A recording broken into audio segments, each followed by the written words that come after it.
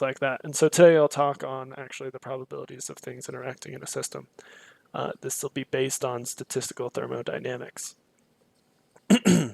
So consider the existence of two proteins in a volume. Let's say this volume is 10 to the 6th, doesn't matter our unit, and that these two proteins can associate and they can dissociate.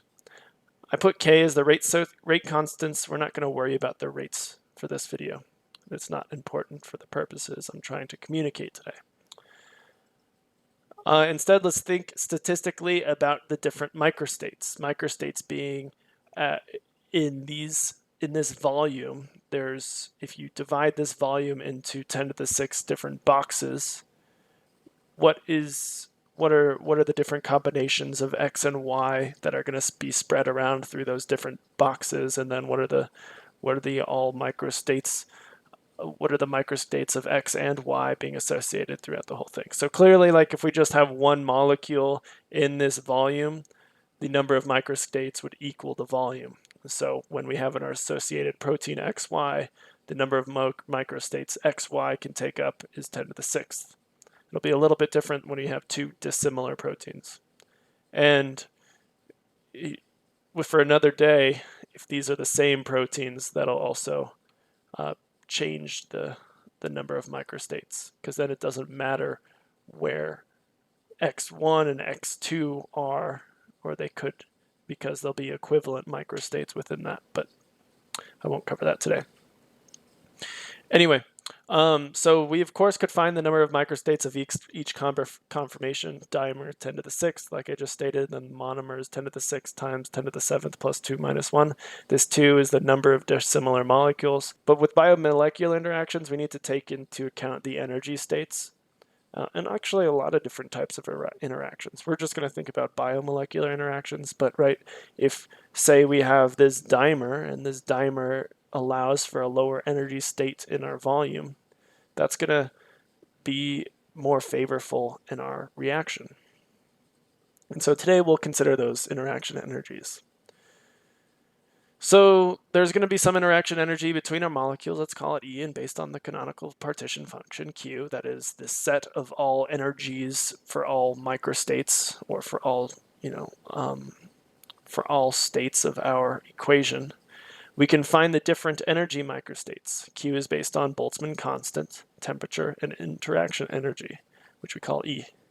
The W here refers to the number of microstates. So the number of microstates at this given energy, well, Q is the sum of all the microstates at this given energy times E to the negative E over KBT. We'll unpack that a little bit more down below. Now let's say this complex XY reduces the energy of the volume by 8 times when compared to having the two monomers. That is for our situation Q equals W0 e to the 0, where let's say our energy state when XY, when those proteins are associated, is 0, then when they're not associated, the energy state would be 8 times higher. So we could just plug 8 here. And I brought the KBT down.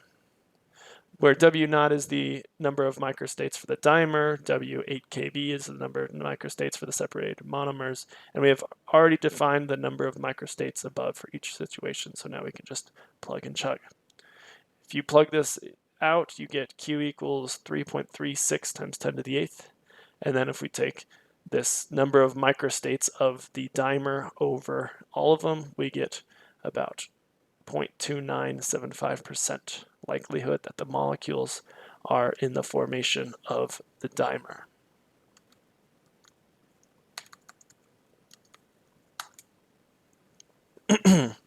But now this number really doesn't tell us anything when out of context. Like, great, okay, there's that small likelihood we get a dimer. But let's compare this to when we don't have an interaction energy. So based on our probability stats that I kind of briefed through above, and I'm sure you'd be able to find a different, a more in-depth explanation as to why this is our equation, but I'm going to leave that to the assumption that we already know that, or we're already familiar with that.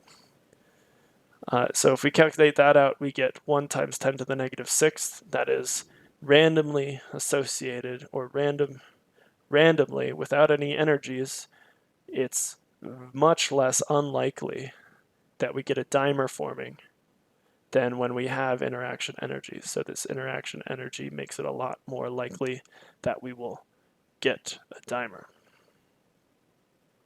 And then not surprisingly, if we increase the volume, we find that dimer likelihood decreases, and I'll leave you that to explore. I might do a couple little functions here. Here I'd like to write a function that takes in a number of different molecules, volume of a system, interaction energy in as arguments to return the likelihood of a dimer forming, like likelihood. We'll use math, and we'll use matplotlib.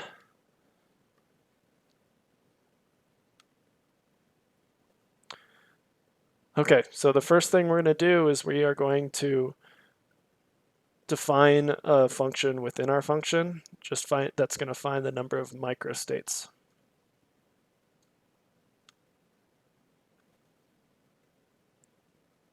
Now this number of microstates function is going to take in arguments of the number of molecules, volume, which will input, and then it'll output the number of microstates for that system. So if the number of molecules is 1, it's just going to be the volume.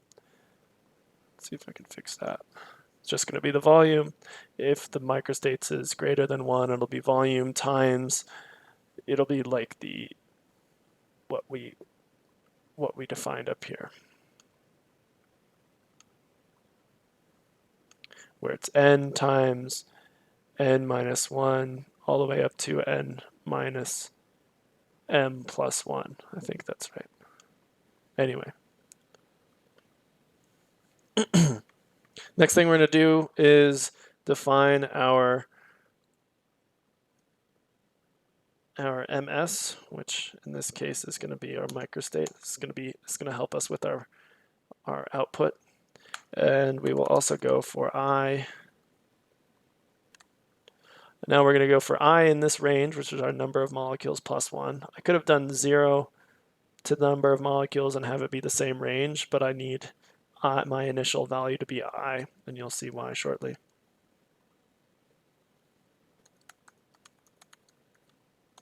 So now we'll just append our ms. So we just make the microstates of we're just making microstates based on the number of molecules we have, which is defined in our input. Great.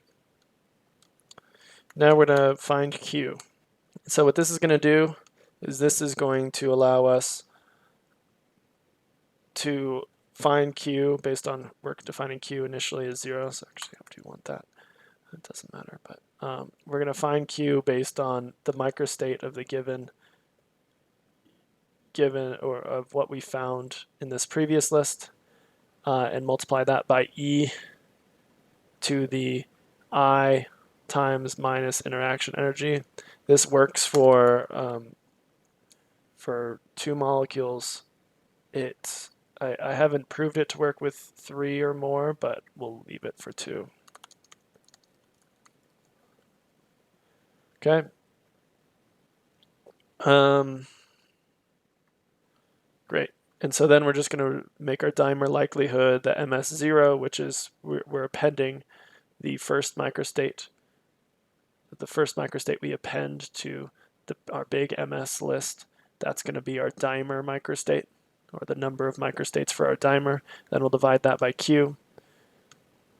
And so then we get our dimer likelihood. Let's see if that runs. Great. So now if we go ahead and say, okay, let's find the dimer likelihood of 2 molecules in a volume of 10 to the 6th with our 8 association energy. What is it going to give us?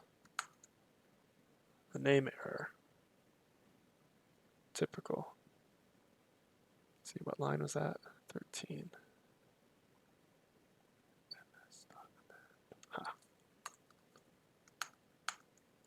Okay, so 0.0, okay, good. So that's exactly what I calculated above. So we had 0.2975. I guess there's a rounding error up here when you don't go as deep can do it, but that's pretty good. So let's go ahead and take this and increase our volume. And you see that it goes down. So there's another 0 here. It's less likely in a bigger volume. And if I take this again and make the volume smaller, you'll see that, oh, the likelihood increases. So let's go ahead and graph this.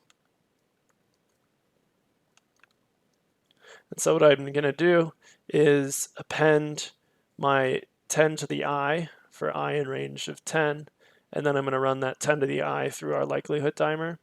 And so that when we see our figure, we'll see a very high likelihood drop down lower and lower and lower, the bigger our volume gets. So it looks like this, right? If 10 to the 0 or 10 to the 1, we're going to have a pretty high likelihood of a dimer forming, especially with our association energy. But then the further along we get, we'll get less and less. So let's go ahead and change this to 3, see if we see some difference.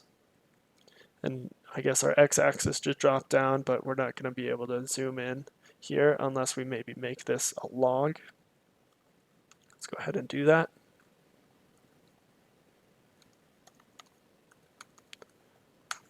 And it's going to make it negative, but we'll be able to see it drop down as we increase our volume. Okay, cool. Now I want to map this against different volumes to show you how the likelihood is affected. And so I already did this code, and the code's not that pretty. I could have looped this a little better, but basically what this is going to show us is 3 different values at 3 different association energies. Sorry, I think I said volumes before, but association energies. So 8, 7, and 9.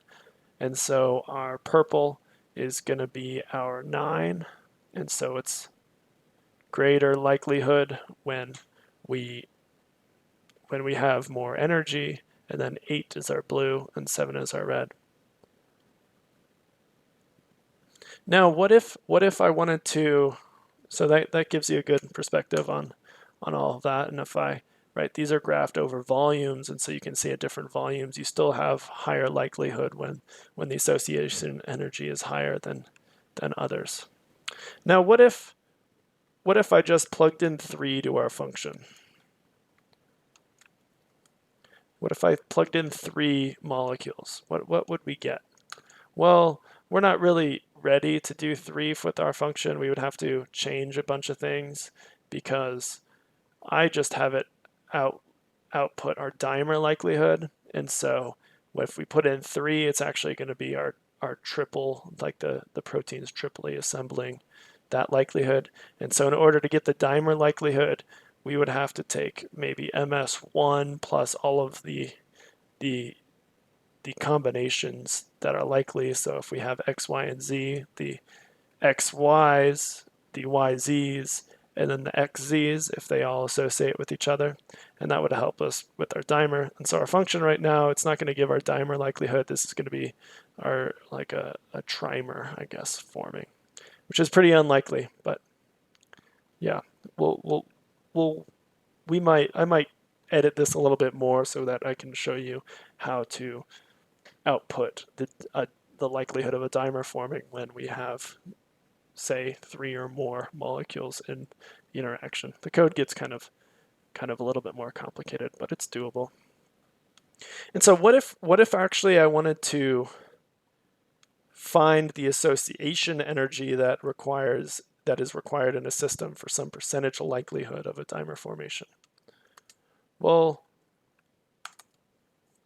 what if we want the percent likelihood of a dimer to be 50% in our system, so that 50% of the time it's a dimer and the other 50% it's in its monomer state.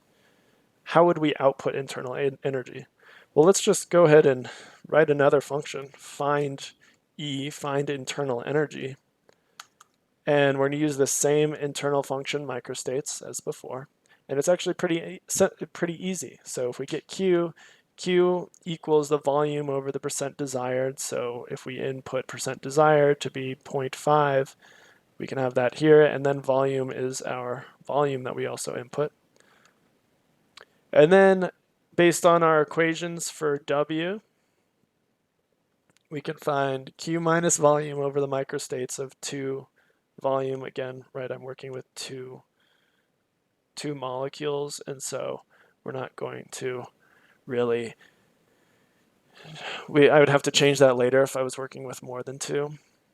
And we output E, which is actually just the negative math log of all of this. And this is all based on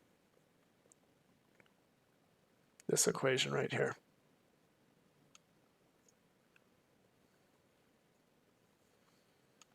Okay, so awesome. And so if we want to say find E for our 10 to the 6th volume with a 50% chance, like I said, we can go ahead and run that and see what it does. So great, that would return our association energy of 13.8, right?